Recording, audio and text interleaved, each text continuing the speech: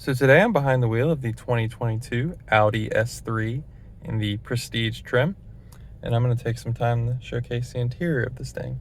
So starting as I normally do from left to right, over on the left, you've got your normal window switches, you've got a toggle for the rear mirror, you've got presets so you can set for the driver's seating position, you've got a door latch and door locks up top. To the right of that, you've got different buttons for the lighting of the front of the vehicle. Moving to the gauge cluster, it is Audi's virtual cockpit full display. There are multiple pages that you can cycle through, so this is kind of the information page. You can cycle down through, so short-term memory, long-term memory, energy consumers, driver assistance. I'm currently on a parking lot, so no traffic signs are appearing. You can also go over to the right, whatever media you're listening to, telephone connection, and the navigation map display. So each screen though has two different options by pushing a button on the steering wheel. So that's the secondary option for that screen, for the map.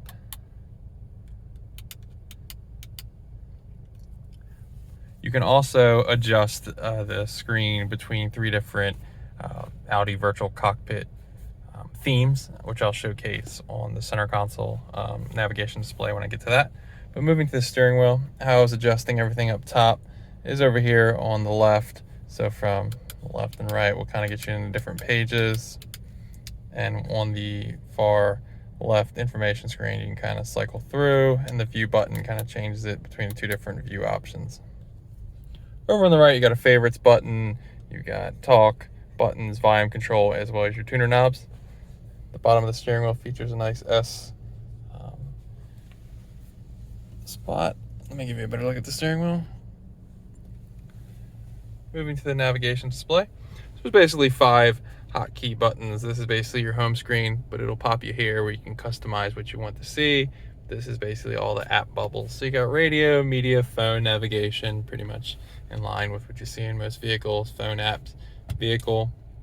This is where you can kind of play around with different options. So this is where you can access the Audi Drive Select up on the navigation screen.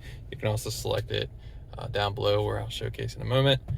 But you can select it here between comfort, auto, dynamic, individual. You can also adjust individual to be whatever you like between different options such as drive, suspension, steering, and the engine sound.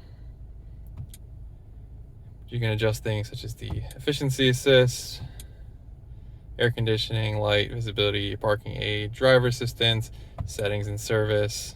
You can pretty much change everything you like in here. And the favorites. So going back, you also have favorites you can adjust. Settings is more detailed, so this is where I can show you how to adjust your virtual cockpit display. So display brightness, you can adjust the heads-up display, virtual cockpit. These are 3 different options you can adjust up top. You just hit it and it confirm, and you can kind of generally see the difference. The S Performance is more for a sporty driving experience, so that's where I kind of have it locked in that for my personal preference. But there's plenty of things you can change: sound, messages, everything you can think of. And this is the last page: help, users, messages, weather, calendar, news, legal notes, and purchases should you purchase things in an app store environment. Taking a step below that, you got all your HVAC controls, heated seats for driver and the passenger. It'll display your fan level up here digitally, or analog really, but up top. Below that, this is where you have the drive select button. So pushing that will quickly get you in that spot right there where I showed where you were manually going into the settings page, but a little quick hit of the button will pop you right in there. Traction control button, the engine start stop off button, hazards, parking sensors, and park assist. Down low right here, there's a charging pad that's kind of at an angle. You've got 2 USB-C ports right there. To the right over here, you've got a little toggle touch sensitive button, which is for volume, tuner, as well as turning it off and muting the volume of your media. Swapping over to the left, you've got the engine start stop button, and in the center you've got this little latch which goes between different gears. So reverse, neutral, drive. Flicking it again once you're in drive gets you in the sport mode, and pushing down is a parking gear. A little bit back from that, you got 2 cup holders. To the left, you've got the parking brake latch or toggle. And you got the old school 12-volt smoker's port right here. A little cubby spot for your key is about the only thing that can fit there. And you've got your armrest.